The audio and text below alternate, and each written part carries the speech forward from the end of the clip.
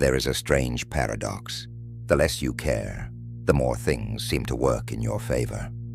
When you stop gripping so tightly to plans, to people, to outcomes, life starts to unfold with surprising ease. You stop being needy, and things start to flow effortlessly toward you. Not because you've stopped trying, but because you've stopped forcing. This isn't about being careless. It's about learning how to let go. A 16th century French Renaissance philosopher, Michel de Montaigne, born in 1533, understood this better than anyone.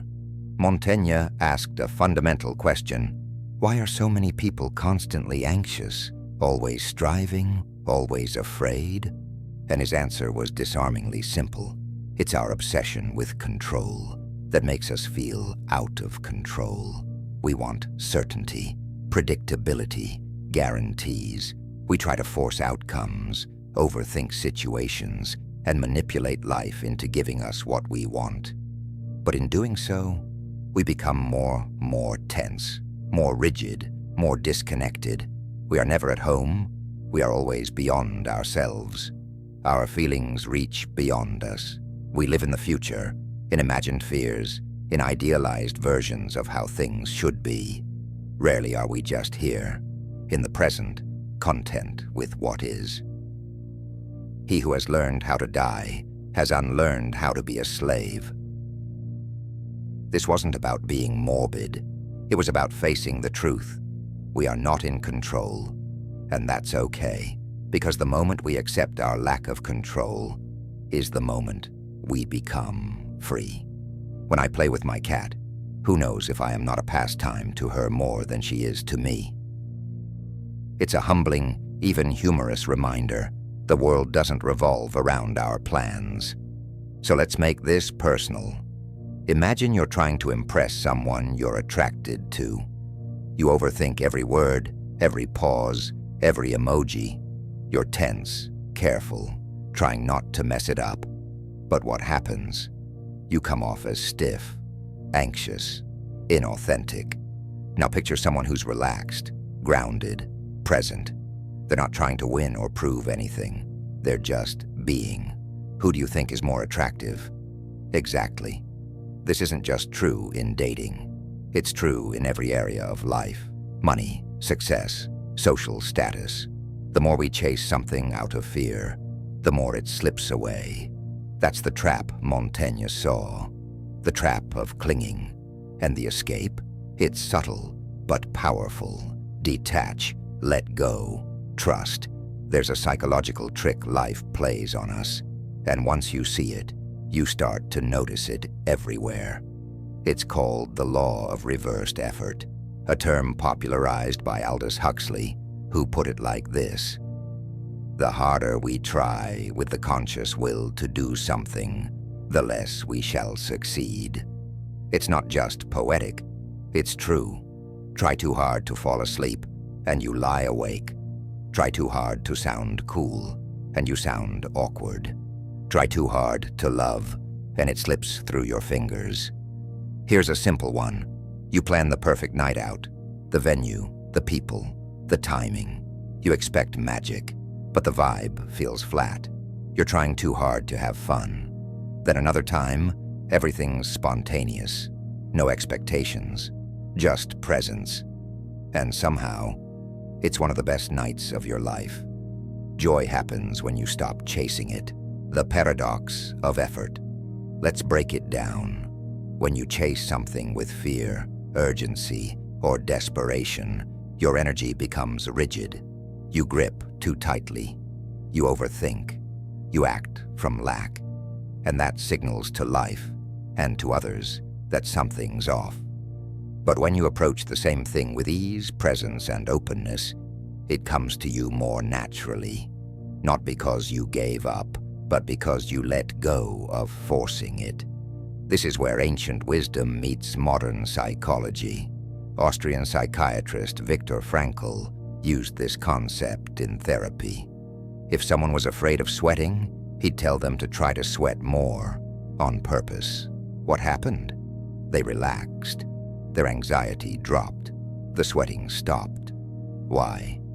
Because once the fear of the outcome was removed, the outcome lost its power. Performance psychology has a term for this. It's called flow. It's when athletes, artists, musicians, and creators enter a state where everything feels effortless, even while they're doing something difficult. But flow doesn't come from pushing harder. It comes from presence, trust, and surrender, not force. This is the heart of Taoist philosophy, too, which Montaigne would have deeply resonated with. In Taoism, the principle of Wu Wei, meaning non-doing or effortless action, teaches that the most powerful way to act is to align with the natural flow. Like water, you don't push. You move around obstacles. You let life carry you. It's everywhere. We've just forgotten it, because the modern world teaches us to strive, to hustle, to push, to force. But Montaigne and thinkers like Huxley and Frankl remind us there's more power in letting go than in holding on. Now, Montaigne never used the phrase law of reversed effort, but he lived it. He believed peace comes not from overexertion, but from acceptance. The greatest thing in the world is to know how to belong to oneself. To know yourself is to trust yourself, and to stop needing the world to bend to your will. We're always striving, fixing, chasing, improving, but rarely are we simply being. By trying to control everything, what we're really doing is building a prison, one anxious thought at a time. Montaigne saw this clearly. We don't suffer because life is hard. We suffer because we believe it should be different, and we don't accept what actually is. Let's explore how this mental cage forms, and how it keeps us trapped. A man is not hurt so much by what happens as by his opinion of what happens. This is the heart of Montaigne's philosophy, and of Stoic wisdom, too. It's not the event, but the story we tell ourselves about it, that causes pain. We obsess, we catastrophize, we replay a single comment from hours ago, and we assign meaning where none may exist. We aren't reacting to reality. We're reacting to our resistance to it. Now let's be clear. Letting go doesn't mean giving up. It doesn't mean sitting back and doing nothing. It means acting without clinging, caring without attachment, showing up without overreaching. It's about alignment over effort. Imagine someone who is constantly trying to find the one. They treat every interaction like a test. They overthink their messages. They scan for red flags. They analyze silence like it's a puzzle to solve. They think they're being cautious, but what they're really doing is trying to control love. They compare themselves. They hide their true selves. They adjust to be what they think someone else wants. But instead of finding connection, they find exhaustion. A late text becomes rejection. A quiet date becomes failure. And so they spiral. The ambition to be chosen becomes a performance, and intimacy disappears. Constant swiping, multiple conversations, chasing the next best thing. All of it leaves you feeling more alone than ever. Freedom in dating and in life doesn't come from chasing love. It comes from no longer needing to chase at all. Montaigne offers a quiet but powerful way out of this cage. Know yourself without illusion. Live by your own values, not someone else's script. Stop trying to control what cannot be controlled. And most importantly, find joy in ordinary things. When you stop gripping so tightly to relationships, to timelines, to expectations, something strange happens. You become magnetic. Why? Because you're finally free. And that freedom is what everyone's longing for, even if they don't know it yet. You don't have to be a philosopher or a monk to apply Montaigne's insights. You just have to be human. When you belong to yourself, you can meet others as they are, not as roles to win over. We all crave certainty. We want to know what will happen, how things will turn out, whether we'll be okay. But Montaigne, and many thinkers before and after him, warn us. Certainty is an illusion. We are limited in what we do understand, and yet we rely on this limitation to impose certainty upon the vast universe that we cannot control. The only certainty is uncertainty, which we avoid by clinging on to our flimsy understanding of the world around us, and subject ourselves to the anxiety and disappointments of being wrong, failures, or arrival of some unforeseeable event.